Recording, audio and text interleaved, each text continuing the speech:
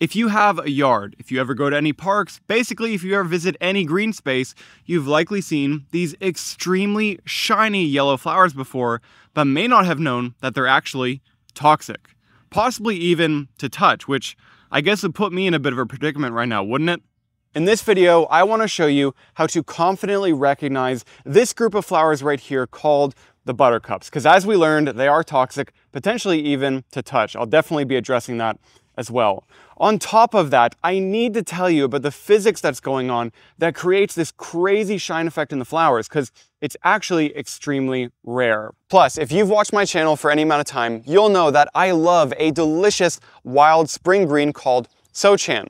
And there's actually another member of this group, the buttercups, that bears some resemblance to it. So there are many reasons to know the distinct characteristics that make this toxic group of plants, the buttercups, stand out. Buttercups are part of the buttercup family, called the Ranunculaceae family, which many toxic and even deadly plants call home.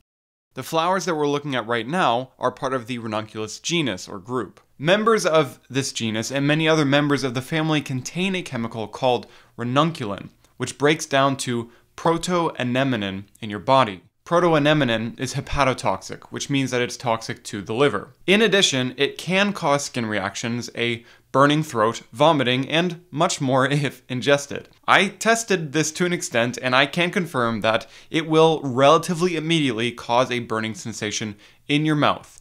You shouldn't test this though. Just don't worry about it. There is a toxicology case of a 36-year-old woman who was admitted to the hospital with jaundice or yellowing of her eyes as she was experiencing acute hepatitis. She had been consuming large amounts of a tincture of a plant called lesser celandine, a buttercup family member. No other probable causes were found, and when she stopped taking lesser celandine, her condition improved. So while a lot of these plants, like buttercup, aren't like an acute major danger, eating a small amount isn't likely to send you to the hospital in the way that eating something like poison hemlock would, it can, as we see here, definitely be a danger if consumed in excess over a period of time. I also read several articles that mention that buttercup may be toxic to touch, but I experienced no reactions myself from either gently brushing the sap on my skin to rubbing it excessively. I really wanted to test this thoroughly. This experiment was just conducted with one species though. I'm not recommending that you go out of your way to interact with buttercup like this, but at least from my testing, you wouldn't need to take excessive precautions for handling it or removing it like you would for something like poison ivy. And on the subject of removing it, a lot of common buttercups are actually invasive. The ones growing in your yard are likely either Ranunculus sardus or Ranunculus repens. Both are non-native in North America, so don't feel bad about removing them. But others, like hispid buttercup, which we'll talk about more in a second, as it's a lookalike to another edible plant, those ones are native and ecologically important. The seeds of this buttercup, hispid buttercup, have been observed being eaten by wild game like turkey or ruffed grouse. So it's not one that I would go out of your way to remove. For identification, an easy way to recognize these plants is by their 5-petaled yellow flowers with many stamen around the center, and the petals are shiny or iridescent in the sun. In fact, there's actually some folklore around this. Now, as the legend goes, if you hold up buttercup under your chin and it turns yellow, it means that you like butter.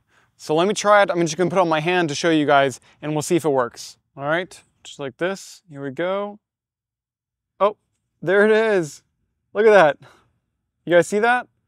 Whoa, it's like it's glowing. So if legend is to be believed, according to the buttercup, I do like butter. And the crazy thing is, it's right. I do. How did it know? Well, of course, as we just learned as well, this is gonna work for absolutely everyone who tried it. So maybe all of this was just a conspiracy started by Big Butter.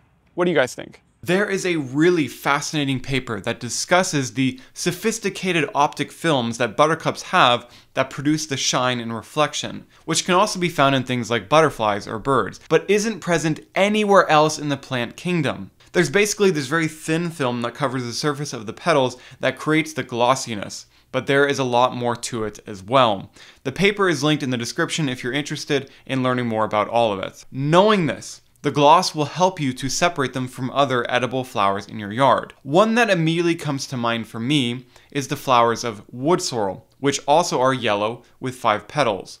But these wood sorrel flowers will typically be much smaller, they will have far fewer stamen, and of course they will lack any kind of that iridescence.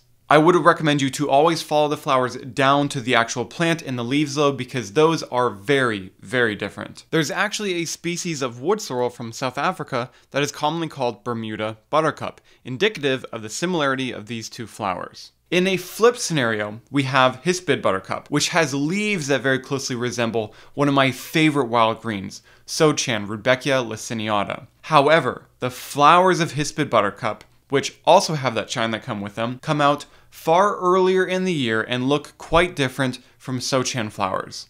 And Sochan, at least later in the season, will be far more upright. Detailed timing and characteristics for these can be found in my interactive Forager's calendar. But if you would like to learn about an extremely common flower that grows in your yard that can be eaten, then you should check out this video right here. I think you're going to find it interesting, and I hope to see you there.